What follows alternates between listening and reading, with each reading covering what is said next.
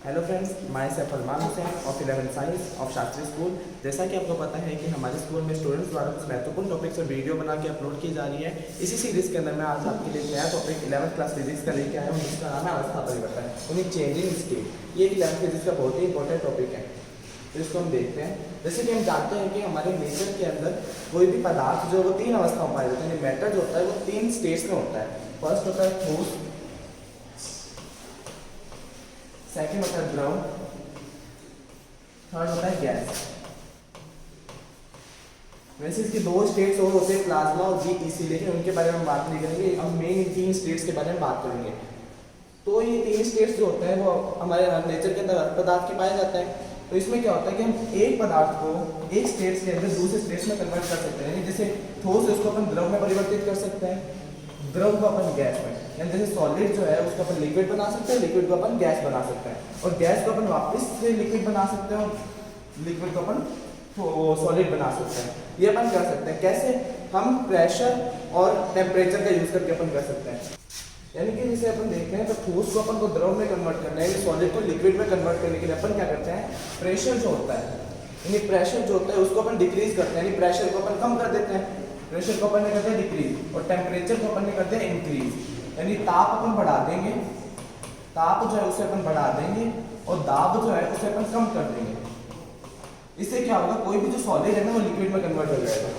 And second, जो द्रव है, ये लिक्विड जो है उसको अपन वो गैस में कन्वर्ट करते हैं। फिर से अपन करेंगे, प्रेशर को और कम कर देंगे, अपन प्रेशर को और कम कर देंगे, और टेम्परेचर को अपन और हाई कर देंगे, टेम्परेचर अपन और बढ़ा देंगे। तो एक जो द्रव जो है यानी लिक्विड जो है वो गैस में कन्वर्ट हो जाएगा। इसके बाद गैस को अपन को द्रव में जस्ट इसका अपोजिट करना है, यानी अब अपन को टेम्परेचर जो है वो डिक्रीज करते जाना है, और प्रेशर को अपन को इंक्रीज करना है। जब अपन ऐसे काम करेंगे तो ये गैस जो है वो लिक्विड बन जाएगी, और अब यहाँ पर अपन फिर से टेम्परेचर को डिक्रीज करेंगे और प्रेशर को इंक्रीज करेंगे, तो वापस वो ठोस में बदल जाएगी। ये एक सिस्टम चलता है जिसके अंदर अपन ठोस को द्रव में, द्रव को गैस में, और गैस को वापस द्रव में, और द्रव को वापस ठोस में बदल सकते हैं। इसके अलावा ठोस जो पदार्थ होते हैं उनको सीधा गैस में भी बदला जाता है। ठोस जो है उनको सीधा गैस में बदला जाता है, जिसको अपन बोलते हैं ऊर्ध्वपातन। इंग्लिश के अंदर इसको बोलते हैं एलिवेशन।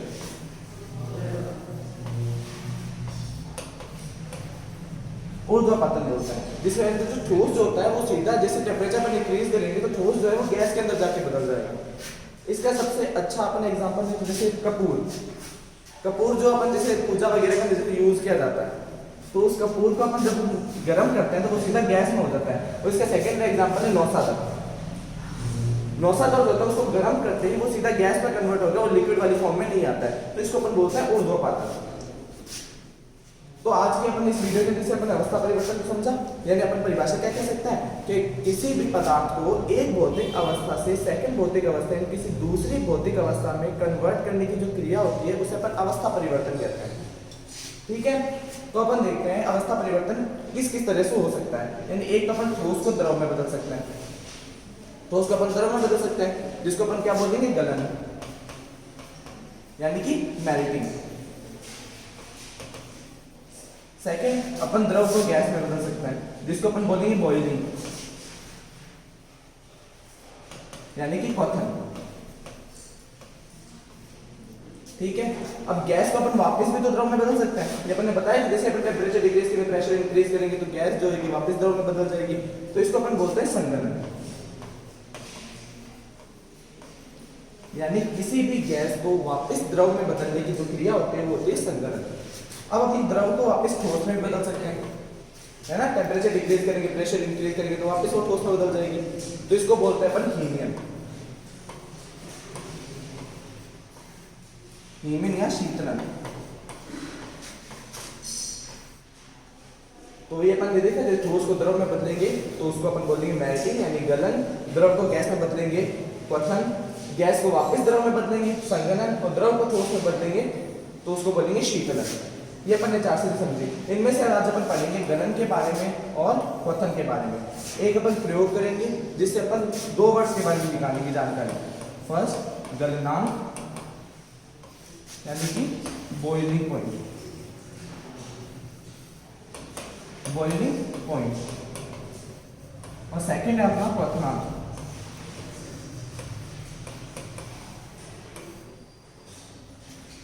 सॉरी, गलनांक को बोलते हैं मेल्टिंग पॉइंट। गलनांक होता है मेल्टिंग पॉइंट और क्वथनांक होता है बॉइलिंग पॉइंट।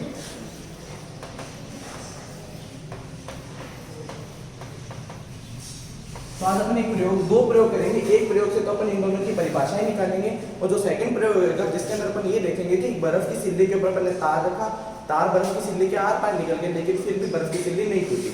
तो ये किस तरीके से हुआ, इसका रीजन क्या था, वो अपन सेकंड प्रयोग में देखेंगे। तो अपन आज अपना पहला प्रयोग करते हैं। अब अपन एक प्रयोग करते हैं। इस प्रयोग में अपन देखेंगे कि गलनांक के लिए क्या क्या चीजें अपने को जरूरी होती है और क्वथनांक के लिए क्या क्या कंडीशन अपने लिए जरूरी होती है। तो अपन एक लेकर के जिसके अंदर अपन ने बर्फ भरी, इस बर्फ को अपन ने नीचे बर्नर की सहायता से अपन ने गर्म किया। शुरू में बर्फ का जो टेम्परेचर वो 0 डिग्री सेंटीग्रेड था।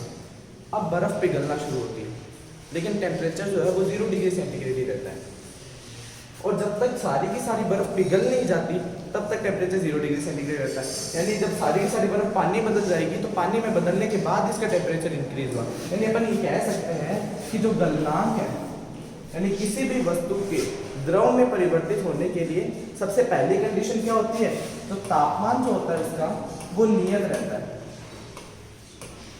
तापमान जो है वो नियत रहता है यानी कांस्टेंट रहता है।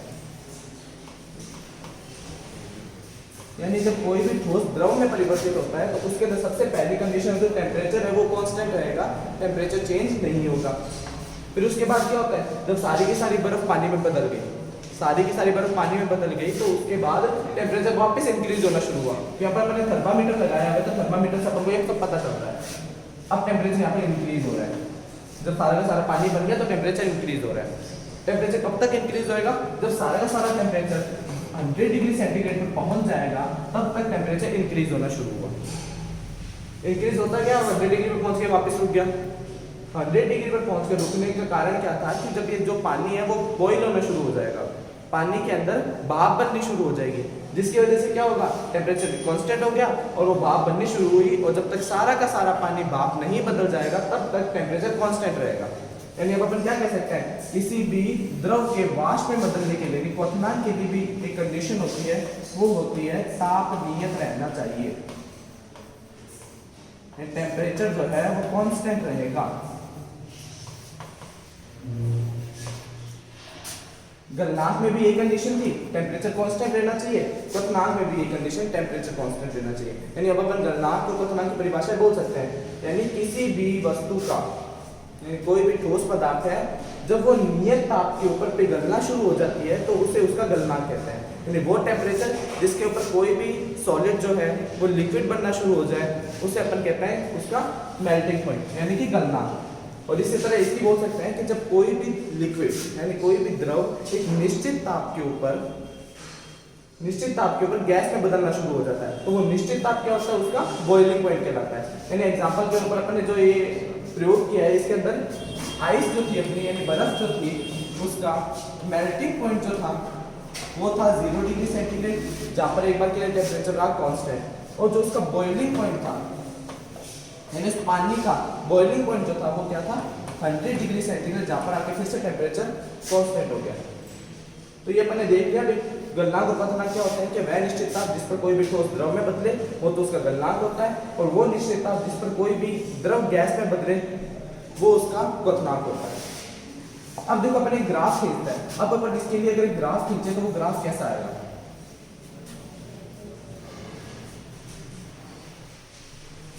अब अपन एक ग्राफ खींचेंगे।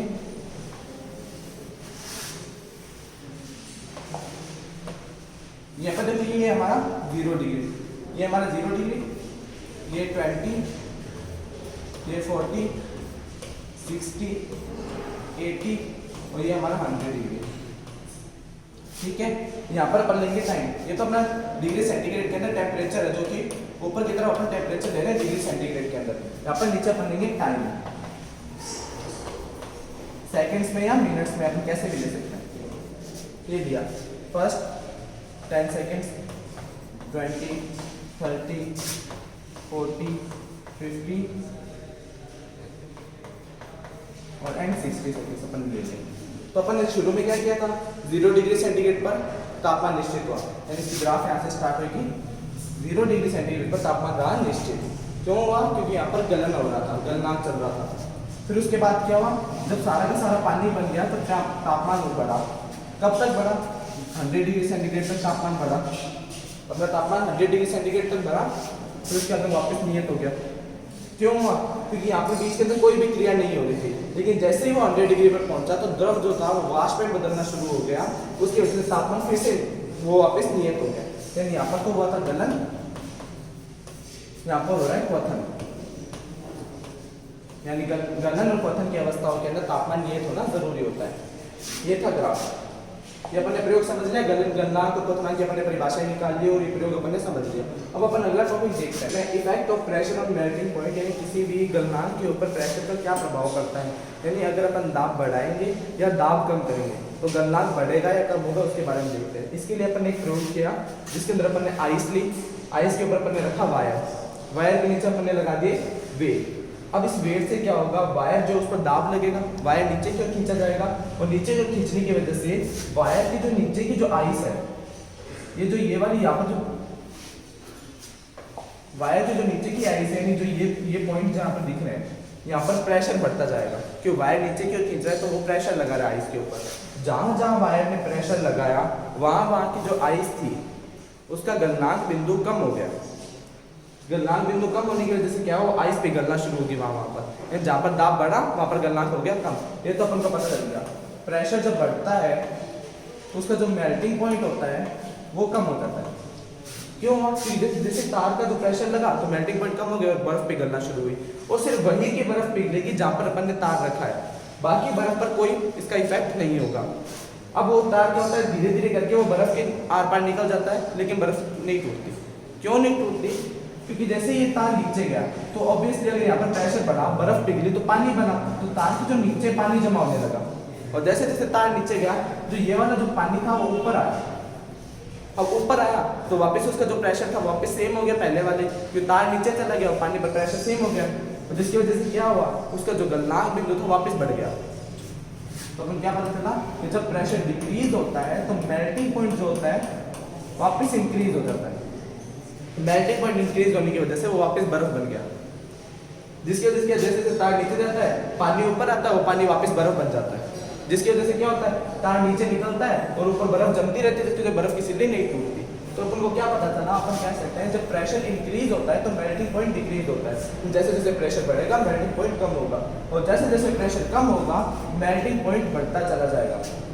ये अपन ने देखा इफेक्ट क्या होता है प्रेशर का। प्रेशर बढ़ा मेल्टिंग पॉइंट कम, और प्रेशर कम हुआ तो मेल्टिंग पॉइंट ज्यादा। तो जो ये इफेक्ट है वो मेल्टिंग पॉइंट पर प्रेशर का, उसको जानने के लिए अपन छोटा सा एक प्रयोग घर पर भी कर सकते हैं। इसके अंदर क्या नॉर्मल जो आइस क्यूब अपनी जमती है उसको ले सकते हैं, जिसको अपन नॉर्मल बाउल में रखेंगे। बाउल में रखने से क्या होगा? वो थोड़े टाइम बाद वो पानी बनना शुरू होगी, लेकिन जब भी उसी आइस क्यूब को अपन अगर हाथ में लेके जोर से दबाएंगे तो वो हाथों हाथ पानी में बनना शुरू हो जाएगी। ऐसा क्यों होता है?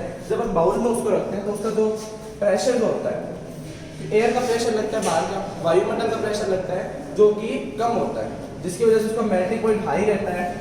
और जब तक वो 0 डिग्री पर नहीं पहुंचती, जब तक वो 0 डिग्री सेंटीग्रेड पर नहीं पहुंचती वो मेल्ट होना शुरू नहीं होती। लेकिन जब अपन उसको हाथ में लेके जोर से दबाते हैं तो उसमें क्या होता है? प्रेशर अपन इंक्रीज कर देते हैं, जिसकी वजह से उसका मेल्टिंग पॉइंट डिक्रीज होता है। और 0 डिग्री पर आने से पहले ही वो पिघलना शुरू हो जाती है। तो यही इफेक्ट होता है कि जब प्रेशर इंक्रीज होगा तो मेल्टिंग पॉइंट डिक्रीज होगा, और जब प्रेशर डिक्रीज होगा तो मेल्टिंग पॉइंट इंक्रीज होगा।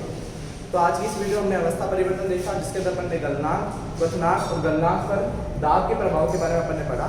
तो अगर आपको ये वीडियो पसंद आती है इसको लाइक कीजिए, शेयर कीजिए और यूट्यूब चैनल को सब्सक्राइब करना ना भूलिए। Thanks for watching.